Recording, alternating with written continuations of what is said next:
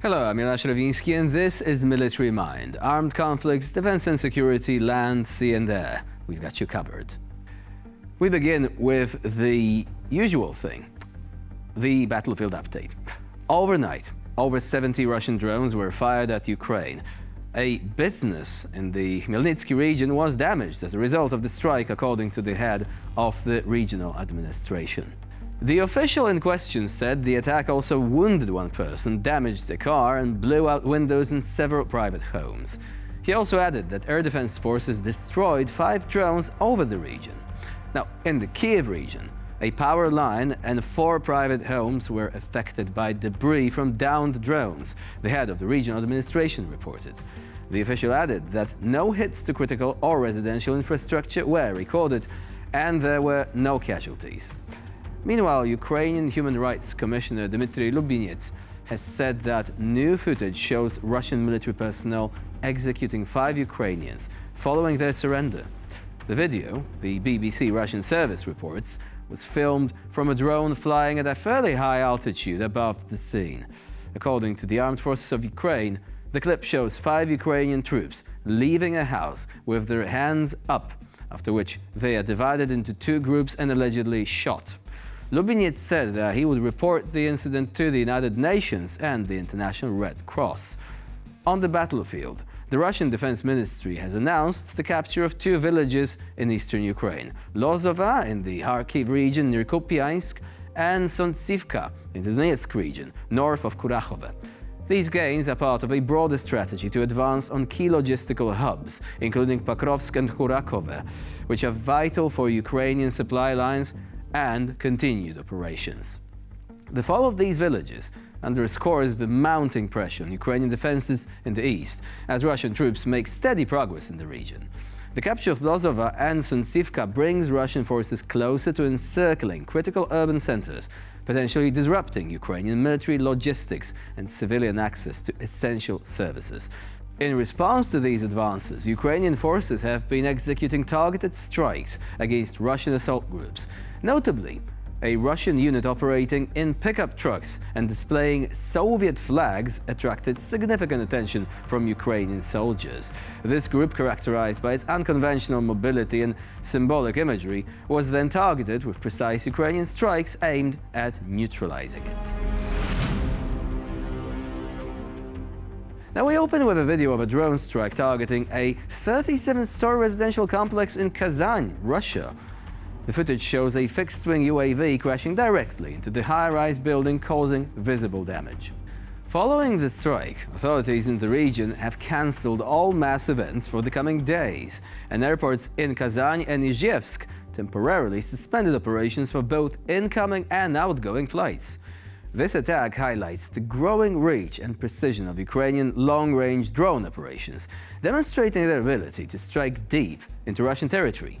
Recent intelligence suggests increased Ukrainian drone activity targeting critical infrastructure and symbolic urban centers in Russia.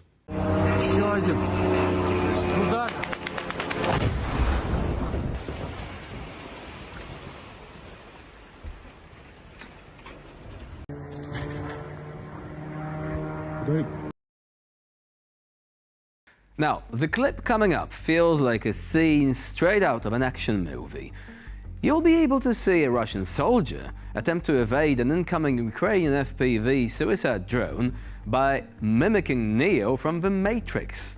Although he believed he could dodge or even stop the drone with his bare hands, the soldier was eventually neutralized by the killer UAV. This footage not only showcases the precision of Ukrainian drone operations, but also highlights the psychological toll these relentless attacks have on Russian forces. With Ukraine's growing fleet of FPV drones, these agile and devastating tools continue to dominate the modern battlefield.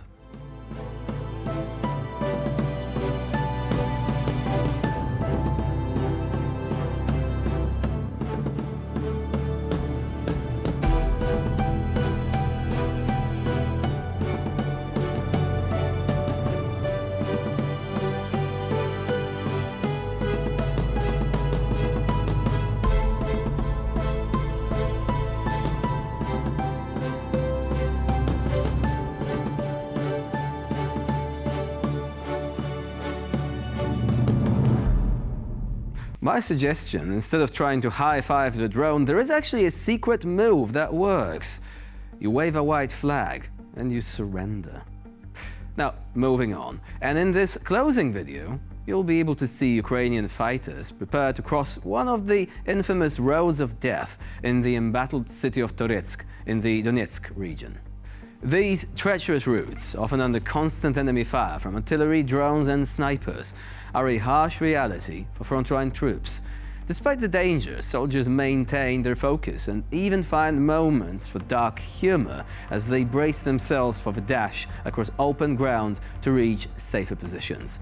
Roads of death have become symbolic on the front lines. Narrow, exposed routes used for troop movement and logistics under relentless enemy surveillance and fire.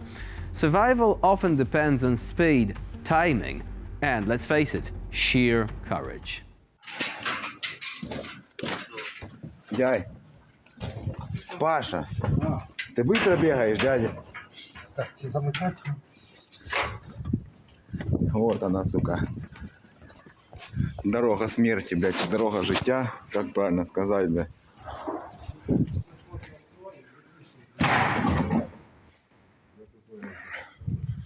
Тут нет ничего живого уже, только мы.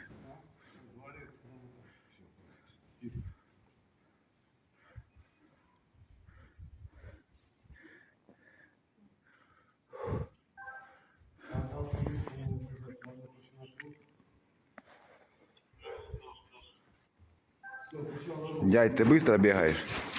Ну тогда беги. Дистанцию держите. Пошел. Давай, Колян.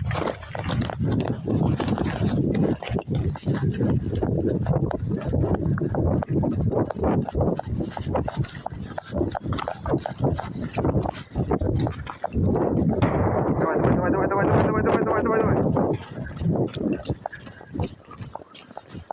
Проходи, пошел.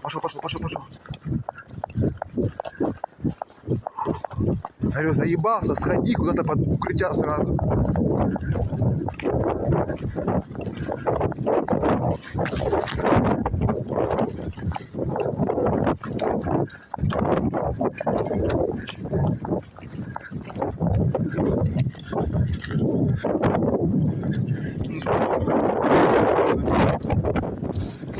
Подавление чего, блядь? Пехоты, нахуй. А чем ты давить ее будешь, сука? Пулемет для того, чтобы ты, сука, прижал пидорасов к земле, нахуй, пока папа будет по головам им работать. Зрозумів.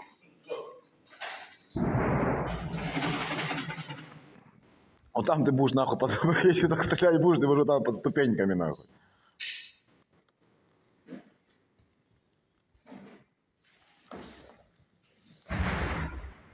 Подавлять пехоту, блядь. Пехота это мы, блядь. Голова.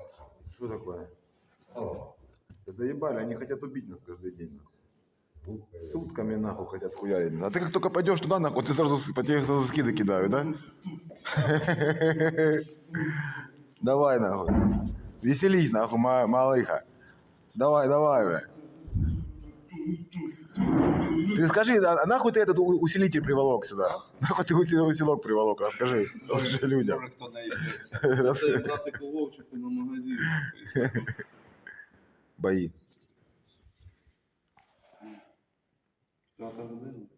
And that's all for now on this edition of Military Mind. Please stay with us here on TVP World for more latest news and updates. I'm Jonasz Rewicki. Bye for now.